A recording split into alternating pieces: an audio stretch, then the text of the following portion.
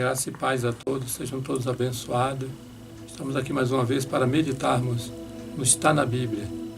E nesse dia nós vamos meditar sobre ser fiel a Deus até a morte.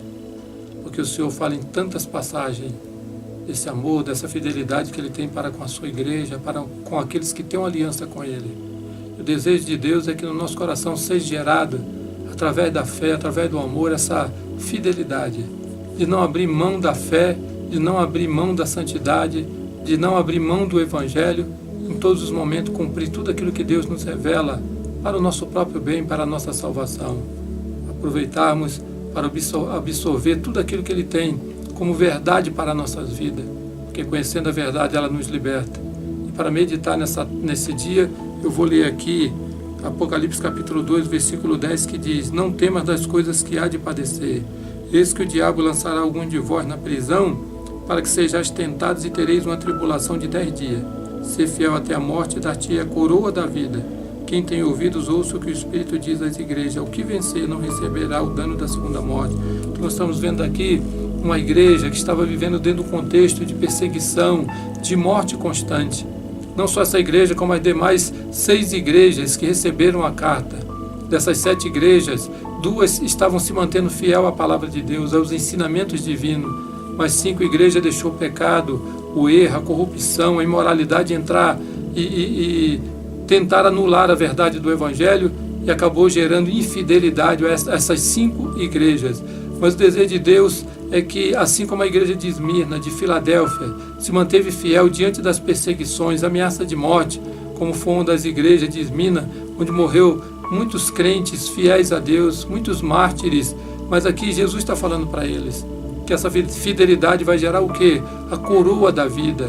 Então o desejo de Deus é que nesse momento nós venhamos a refletir se nós estamos sendo fiel na pregação do Evangelho, no cumprimento do Evangelho, na obediência ao nosso Deus, porque nós temos outro ensinamento aqui também, em 2 Timóteo capítulo 4, do versículo 6 ao 8, que diz: Porque eu já estou sendo oferecido por aspersão de sacrifício, e o tempo da minha partida está próximo.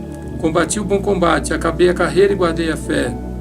Desde agora, a coroa da justiça me está guardada, ao qual o Senhor justo juiz me dará naquele dia, e não somente a mim, mas também a todos que amarem a sua vinda. Então Paulo está aqui relatando, dentro de um contexto tão difícil, mas louvado seja Deus que no coração de Paulo havia essa fé genuína, verdadeira, essa fé pura, que gerou essa fidelidade a ponto dele estar debaixo de uma sentença de morte. Nós vamos ver anterior esse capítulo e posterior esses versículos aqui, Paulo relatando que muitos daqueles que compunham, faziam parte da sua equipe, havia abandonado Paulo. Ele ainda relata que ele não ficou sozinho, mas Jesus assistiu ele, auxiliou ele em todos os momentos, ele fechou a boca do leão. Então nós estamos vendo um homem debaixo de sentença de morte, numa prisão, sendo humilhado, escrevendo uma carta, nos ensinando a se manter fiel ao Senhor, e dentro de qualquer situação, como essa situação de Paulo, uma situação drástica, uma situação dramática, porque havia uma sentença de morte sobre a vida dele.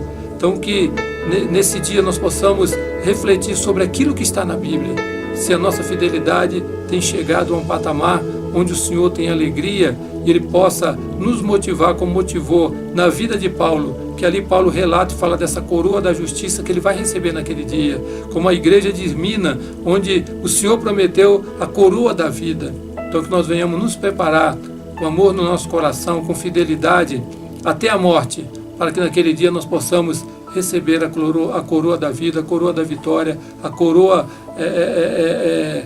da glória e a coroa da justiça, como Paulo acaba de relatar aqui. Que você venha meditar nessa tarde, que Deus te abençoe, em nome de Jesus. Amém.